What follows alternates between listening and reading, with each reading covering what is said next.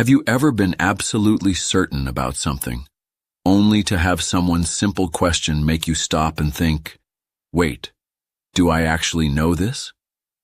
That moment of doubt, that sudden awareness that your belief might not hold up, is at the heart of the Socratic method, a 2,500-year-old technique that still shapes how we think, argue, and learn today. It is named after the Greek philosopher Socrates. It's a dialogue-based approach to learning that uses questions to stimulate critical thinking, expose assumptions, and uncover deeper truths. Unlike lectures that deliver answers, the Socratic method invites participants to wrestle with ideas themselves. But what makes it unique? Let's start with a question. When you think of learning, do you picture being told facts, or do you imagine grappling with questions that make you rethink what you know? Socrates believed true knowledge comes from within, not from being spoon-fed. As Plato, his student, recorded in dialogues like Meno, Socrates saw himself as a midwife birthing ideas in others. This reveals our first insight. The Socratic method isn't about teaching, it's about helping you teach yourself. How does the Socratic method work? To understand how it works, let's dive into its mechanics, then bring it to life with examples. Our goal is not only to know how it works simply, but to ingrain this into our minds by clearly understanding how it practically functions when applied to real-life scenarios. Before that, let's see the deceptively simple process the Socratic method follows. Pose a question. Start with an open-ended query about a concept, like, what is justice? The question is a hook inviting exploration. Elicit a response. The participant offers an answer, often based on assumptions or common beliefs. Probe with follow-up questions. The questioner challenges the response, not to attack, but to test its strength. Questions like, what do you mean by that? Or, can you give an example? Expose gaps or contradictions. Refine understanding. Through back and forth, the participant clarifies their thinking, often realizing their initial answer was incomplete or flawed. Repeat until insight emerges. The process continues, peeling away layers until a clearer, more nuanced understanding emerges, or sometimes a recognition of ignorance, which Socrates saw as a victory in itself. This sounds straightforward, but its power lies in its ability to unravel complexity. Let's see it in action with 6 in-depth dialogue examples to make every step crystal clear. Example 1.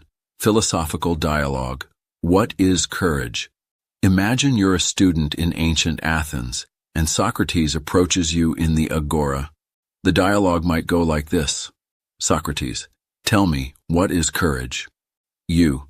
Courage is not being afraid even in danger. Socrates, interesting. So, if a soldier charges into battle without fear, is that courage? You, yes, I think so. They're facing danger head-on. Socrates, but what if the soldier is reckless, charging in without thinking, endangering others? Would you still call that courage?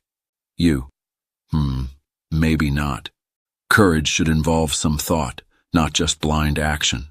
Socrates, so courage requires thought. Does that mean it's the same as wisdom? You, no, wisdom is about knowing things. Courage is about acting despite fear. Socrates, aha, you said, despite fear. So, courage involves feeling fear but acting anyway? You, yes, exactly. It's overcoming fear to do what's right. Socrates, what's right? Can someone be courageous in doing something wrong, like robbing a home bravely? You, no. Courage seems tied to good actions like saving someone. Socrates, so, is courage acting to do good despite fear? Or is there more to it? Realization. In just a few questions, you've moved from a vague definition, not being afraid, to a nuanced one. Courage involves fear, deliberate action, and moral purpose. Each question peeled back an assumption, revealing courage isn't just boldness, it's a blend of emotion, choice, and ethics. This is the Socratic method at work. It doesn't tell you courage is complex, it makes you discover it. Example 2. Practical dialogue. Should you buy a new phone? Now, let's apply the method to a modern, everyday decision. You're debating whether to upgrade your phone, and I, playing Socrates, question you. Me. Why do you want a new phone? You. My current one's slow and the new model has better features. Me. What do you mean by better features? Which ones matter to you? You. Well, a faster processor, better camera, and longer battery life. Me. Why is a faster processor important? You. Apps load quicker, and I can multitask without lag. Me. Do you often multitask in ways your current phone can't handle? You. Not really. I mostly browse social media and text. Me. So, would a faster processor change your daily experience much? You. Probably not. The camera's the big draw. I take a lot of photos. Me. Could you improve your photos with editing apps or a separate camera instead? You. Maybe, but a new phone's more convenient. Me. Is convenience worth the cost? How often do you replace phones? You. Every 2 years, which adds up. Maybe I don't need it yet. Me. So, what's driving this decision? Need or something else like wanting the latest thing? Realization. Through questioning, you've uncovered that your desire for a new phone might stem more from marketing or habit than necessity. Each question forced you to justify your reasoning, revealing decisions often hide emotional or social drivers we don't initially see. The Socratic method turns a casual choice into a moment of self-awareness. Example 3. The certain scientist, exploring the limits of scientific knowledge. Scientist. The scientific method is the only reliable path to truth. Anything that can't be measured and tested is just speculation. Guide. That's a strong position. Let me ask, when mathematicians prove theorems, are they using the scientific method? Scientist. No, that's pure logic and reason. Guide. So mathematical truths exist outside the scientific method? Does that make them less true? Scientist. Well, no, mathematical proofs are certainly valid. Guide. What about consciousness? Science can measure brain activity, but can it explain why red feels like red to me? Scientist. We don't have a complete explanation for qualia yet. Guide. If science can't currently explain subjective experience, does that mean consciousness isn't real? Or that science has limits? Scientist. I see what you're getting at. Maybe science is the best tool we have, but not the only valid way of understanding reality. Realization. This reveals how even our most trusted methods of knowing have boundaries, and that different domains, science, math, subjective experience, may require different epistemological approaches. Example 4. The strict parent, re-examining authority and autonomy. Parent. Children must learn absolute respect for authority. That's how society functions. Guide. That's an important value. Can you think of historical examples where unquestioning obedience led to harm? Parent. Well, the Nazi soldiers were just following orders. Guide. So is there a difference between respecting authority and mindless obedience? Parent. Obviously, people should use moral judgment. Guide. How does a child develop moral judgment if they're never allowed to question? Parent. They learn from parents and teachers. Guide. But if those authorities are wrong about something, how would the child know? Might teaching thoughtful questioning actually create more responsible citizens? Parent. I never considered that teaching disobedience could be part of teaching responsibility. Realization. This exposes the paradox that true respect for authority might require the ability to thoughtfully question it, and that moral development requires exercising judgment, not just following rules. Example 5. The tech enthusiast, examining technological determinism. Techie. Every problem humanity faces can be solved with enough innovation and technology. Guide. That's an optimistic view. Did you know social media was designed to solve loneliness, but now correlates with increased depression? Techie. That just means we need better social media algorithms. Guide. But what if the very nature of digital connection makes real human interaction harder? Could some human problems require non-technological solutions? Techie. Like what? Guide. Well, before antidepressants existed, communities had rituals and support systems for sadness. Did we throw the baby out with the bathwater? Techie. You're saying we might need both tech solutions and recovered social wisdom. Guide. Could the belief that tech can solve everything actually prevent us from seeing simpler solutions right in front of us? Realization. This challenges the assumption of technological omnipotence, suggesting that some human problems may require social and cultural solutions alongside technological ones. Example 6. The self-made success, deconstructing meritocracy. Entrepreneur. My success proves anyone can make it if they work hard enough. People who fail just didn't try hard enough. Guide. That's an inspiring story. Tell me, did you have any advantages growing up? Entrepreneur. Well, I had loving parents and went to decent schools. Guide. What about health? Were you ever seriously ill as a child? Entrepreneur. No, thankfully. Guide. Imagine two people with equal talent and work ethic. One grows up in poverty with an abusive parent, the other in a stable middle-class home. Would you expect them to have equal chances? Entrepreneur. Obviously not. But. Guide.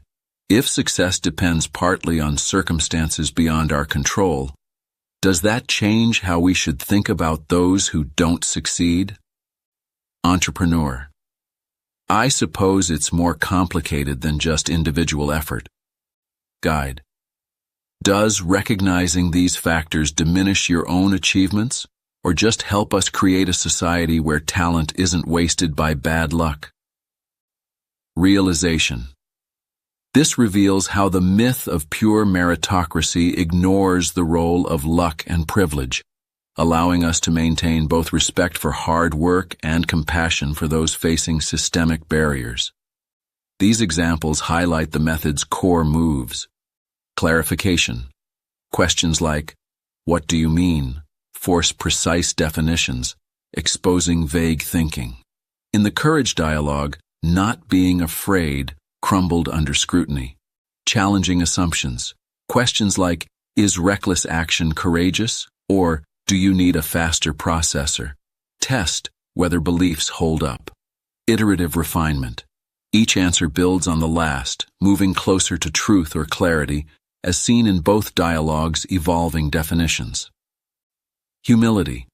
The method often ends in aporia, a state of puzzlement, where you realize you know less than you thought. This isn't failure. It's progress, as Socrates argued in Plato's Apology. I am wiser than this man, for neither of us knows anything, but he thinks he knows. Research backs this up. A 2018 study in Educational Psychology Review found Socratic questioning improves critical thinking skills by 30% more than traditional instruction, because it engages metacognition, thinking about your thinking. Every question is a mirror showing you your mind's blind spots. Why is the Socratic method important? Now, let's probe the why. Why does this method, born 2,500 years ago, still matter? Let's explore through questions and insights, each line unveiling a new reason. 1. It cultivates critical thinking. Ask yourself, how often do you accept ideas without questioning them? News headlines, social media posts, even your own beliefs. How many survive scrutiny? The Socratic method trains you to pause and probe. In a 2020 study from Frontiers in Education, students trained in Socratic dialogue showed a 25% increase in evaluating evidence critically. This reveals the method isn't just a tool, it's a shield against misinformation. By questioning, you learn to separate truth from noise. 2. It fosters self-discovery. What's more powerful, being told an answer or uncovering it yourself? Socrates believed wisdom lies within, waiting to be drawn out. In the phone dialogue, you didn't just rethink a purchase, you learned about your values. Psychologist Carl Rogers, in his 1961 book On Becoming a Person, echoed this, arguing that true growth comes from self-directed insight. The Socratic method hands you the reins, revealing, the answers you find yourself are the ones that stick. 3. It builds intellectual humility. Have you ever been certain of something, only to realize you were wrong? The Socratic method embraces this discomfort. In Plato's Meno, Socrates leads a slave boy to solve a geometry problem through questions alone, showing that knowledge can emerge without prior teaching. The boy's confidence grows, but so does his awareness of what he doesn't know. This dual lesson is vital. The method teaches you to be confident in questioning, not in having all the answers. 4. It strengthens dialogue. In a world of polarized debates, how often do people truly listen? The Socratic method requires active engagement, not to win, but to understand. A 2019 study in communication education found that Socratic seminars increased students' empathy and collaboration by 40%. By questioning to explore, not attack, you build bridges. This reveals the method isn't just about thinking, it's about connecting. 5. It's timelessly relevant. Why does a method from ancient Greece thrive in modern classrooms, courtrooms, and therapy sessions? Because it's universal. Lawyers use it to cross-examine witnesses. Therapists use it to guide clients, as seen in cognitive behavioral therapy, and educators use it to spark curiosity. The Socratic method adapts to any context, revealing its power lies in its simplicity. Questions are the key to unlocking any mind. A Socratic challenge for you. Let's end with a question, true to the method. How could you use the Socratic method in your own life? Could you question a belief you hold, a decision you're facing, or a conversation you're avoiding? Try this. Pick a topic, say, why do I want this job? And ask yourself 5 why questions, each digging deeper. You might be surprised what you uncover. The Socratic method is more than a technique. It's a way of being. It teaches us to live with curiosity, to embrace the unknown, and to find truth through the courage to ask. As Socrates said in Plato's Apology, an unexamined life is not worth living. With every question, you examine a little more, and in every answer, you grow.